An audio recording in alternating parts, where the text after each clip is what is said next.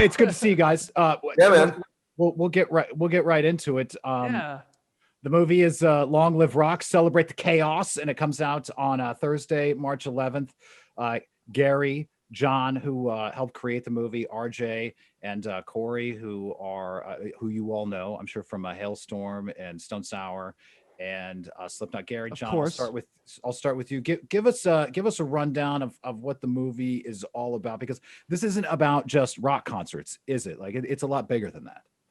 Absolutely. Yeah. So Gary and I have known each other back in the day since we worked at Electra with Metallica and Motley Crue, and we've been friends for a long time. And I said, Gary, you got these great festivals, and he was always, why don't you come out and visit these festivals? And I said, the fandom is so intense in this world, we should try to do something on it. And then when Gary actually booked Metallica for the 10th anniversary of the festival, and we just figured we'd do it. So we literally got cinematographer, picked up some crew in Columbus, Ohio, and went out there and started shooting a sizzle reel.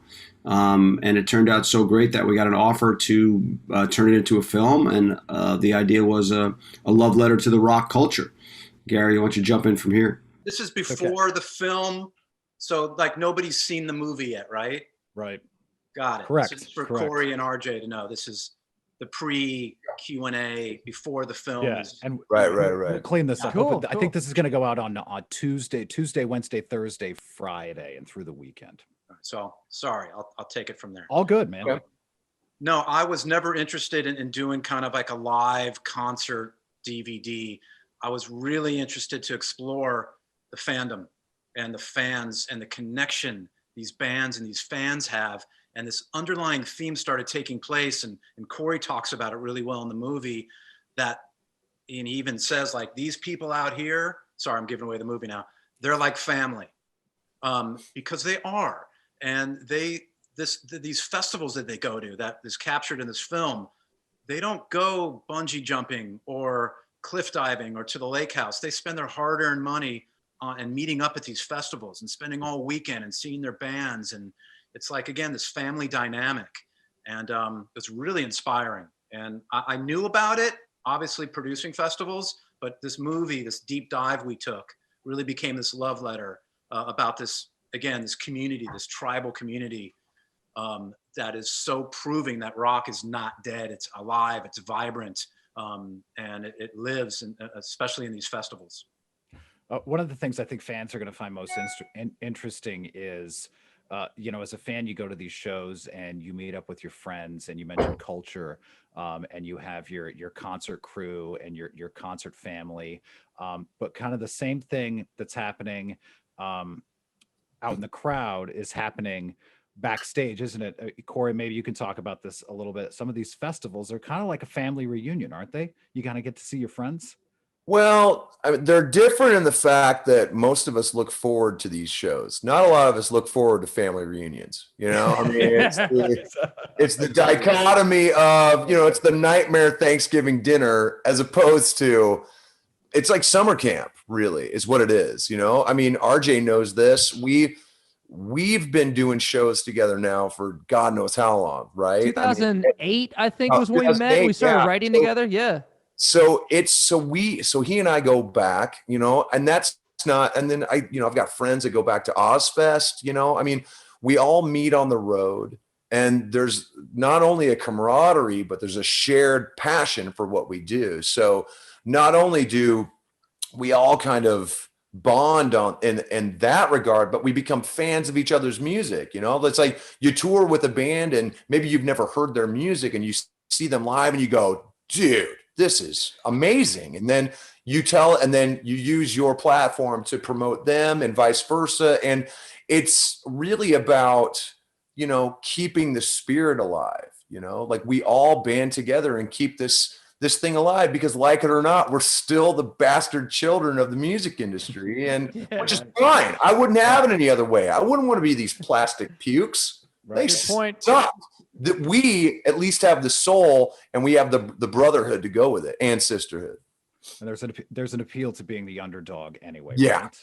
RJ, tell me this, when Hailstorm's booked on one of these bills like Aftershock or Rock on the Range or Pain in the Grass up here in the Northwest, do you look and see who's on this bill and go, oh my God, I get to hang out with fill in the blank, or, yes, my guy's going to be there? I look to try to see whether Slipknot, Stone Sour, or Corey is playing on the bill, and I try to find a way to tell him to go fuck himself before he can tell me. He never does. He never does. I always get him.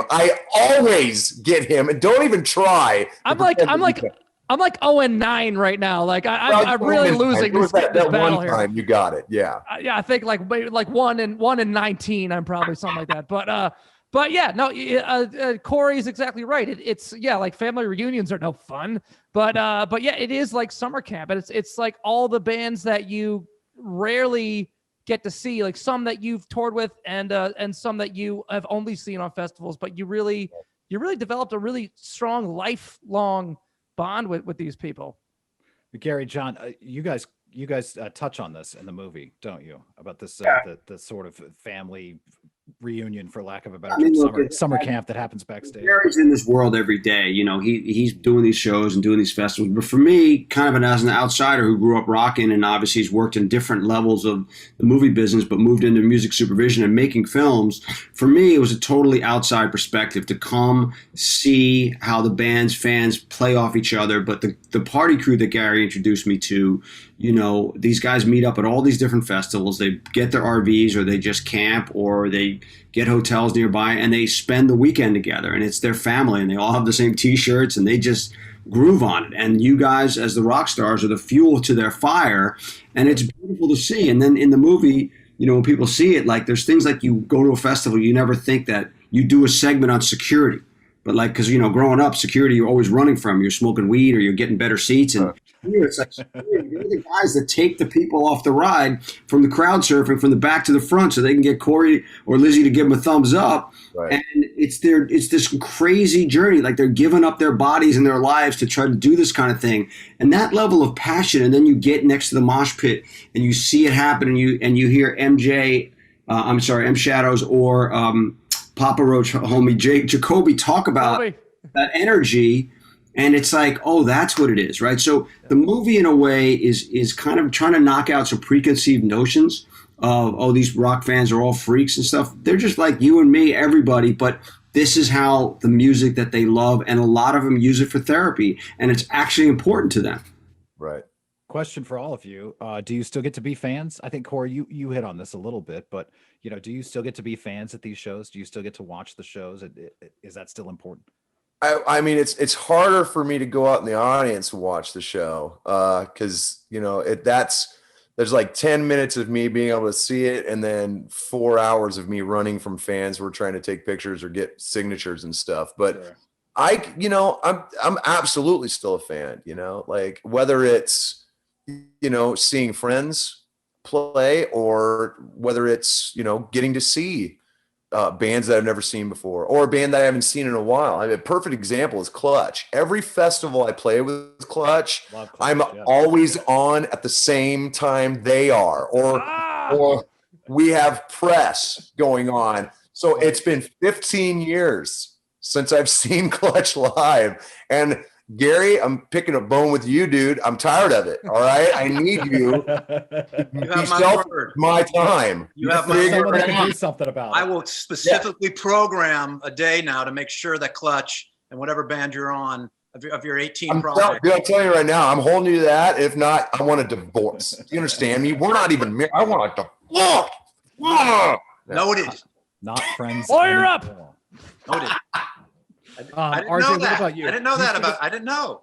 Now I think he nailed it right there. One thing that I'd love to bring to light, though, is that it's the exact same level of openness and acceptance that the fans get from being at these shows, because it is a very, it's music. It's positive. It's open. It's loving. Even though the music is aggressive and it's heavy, and in a lot of cases they're pushing and beating the shit out of each other, but it's great. It's fun.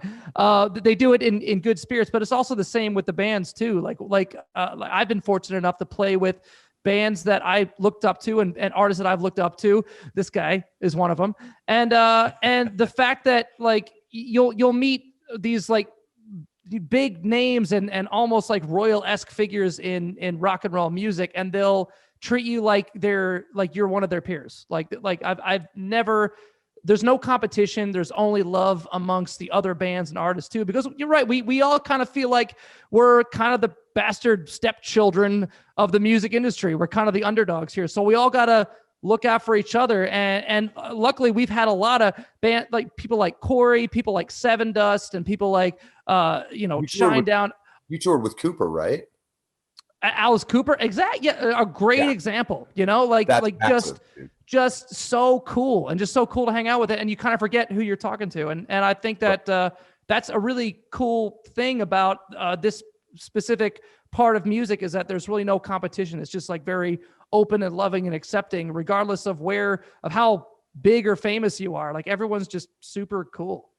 I did an interview a couple of years ago with a guy from the Wall Street Journal. He had gone to a Breaking Benjamin show with a buddy, and he was surprised at the number of people that were there, because he had never heard of the band. Not that he wasn't a rock music fan, he just wasn't a fan of that genre of rock music, I guess. And to his surprise, and this is what the story was about. I mean, here's a tour that more or less is selling the same number of tickets as the Black Keys every night, but the Black Keys, and not to take anything away from the Black Keys, they're a great band, but they are popular. Right. And you guys touch on this in the movie a little bit. What is that disconnect between what is, mainstream and heavy rock music? I mean, take a stab at it, I guess. It's what Arejay said. It's like, it's a harder, aggressive type of music. And also, especially in the last number of years, that electronic music, makes guitars like, it's so the kids come up and they're not part of it. Like I grew up and, rock and roll was everything, right? So guitars were part of the life. And today, as people move into different genres, and there's different genres for everything, and every type of music is catered to, the hard rock gets pushed to the side. And it's weird because it used to be the dominant format. So it's just one of those things. And like I said, like these guys said, like, and in the movie, Zombie says, look, Rob Zombie says, I don't want to do morning radio. That's not morning TV. I'm not going to dress up and do with Kathy Lee or whatever it is. It's like, there's a kind of thing that the rallying cry is like, we do our thing, people love it, and we love it, and we don't actually want that shit. Part of it you do and part of it you don't, because otherwise, once you become uncool, your fans leave. Like Metallica can't do a record with Taylor Swift. Never going to happen. It wouldn't work. Although that would be cool. I'd actually love to hear that. I would totally. Well, pump the brakes, kid. I don't know if it'd be cool. Okay, not cool, but I would still I'm curious. Isn't rock and roll supposed to be the other side of the tracks, though? Yeah. Like we're the It's dudes, supposed to be dangerous, isn't it? Right. We're the dudes who grew up at the grassy knoll, while the preppies and the sports kids were at the cool lunch table with their polo fucking shirts. Right. That's the ethos of rock and roll. Like I put it this way: I would rather be underground than overrated. Yeah, that's a great way of putting it. Any day of the week. That's it, and that's really it right there. Do you guys remember your first concert? What was your first concert? I'll start with you, Corey. In retrospect, my first concert wasn't as auspicious as it was supposed to be, right? I accidentally saw Steppenwolf when I was 12. Let's put it that. Like they were playing this thing called the 4th Street Cruise in Waterloo, Iowa, right? Now, mind you, I didn't know it was Steppenwolf at the time. Like me and my friends were just walking around so we could hide and smoke. Right. And we're walking around they've got all these classic cars driving around, and this band was setting up on this truck bed, right? It was like semi truck bed. And they started playing and we're like, oh, this is cool. I mean, we were all into thrash and stuff, so we didn't really care. But then they got to the end and they played back to back. They played Magic Carpet Ride and Born to Be Wild. And I was like, oh, my mom knows these songs. Hey, so I accidentally saw Steppenwolf. That was technically my first concert. I've been to Waterloo, Iowa. Something tells me that I'm so sorry. Somewhere in the story is like a 2 liter of Dr. Pepper half filled with Southern Comfort. Well, I mean, 20 ounce. I mean, I was broke. SoCo was a little too, I couldn't afford that, but okay. It was all about Boone's Farm. Oh yeah. So we were we were walking around with a little Strawberry Hill, a lot of Strawberry Hill, because you could get like 3 gallons of it for $1 back then. You know, so Mad Dog 2020 may have been pretty popular back you then. could smoke Richland. You could get a pack of Richland 25s for the same price as Marlboro. You and I are obviously the same age, dude. We go back there. RJ, what about you? What was your first show? Yeah, man, those plastic squirt top gallon jugs of whiskey, like three gallons for $1. Man, that's a bargain. Stack a couple handles of that crap, man. You know? Woo! Put that in your Camelback. It's got to be good. Oh my god! Oh, that sounds delicious. Do you remember what your first show was, RJ? I'm embarrassed to admit this, but you don't have to be. It's very embarrassing. But I mean, at the time, like, we were kids.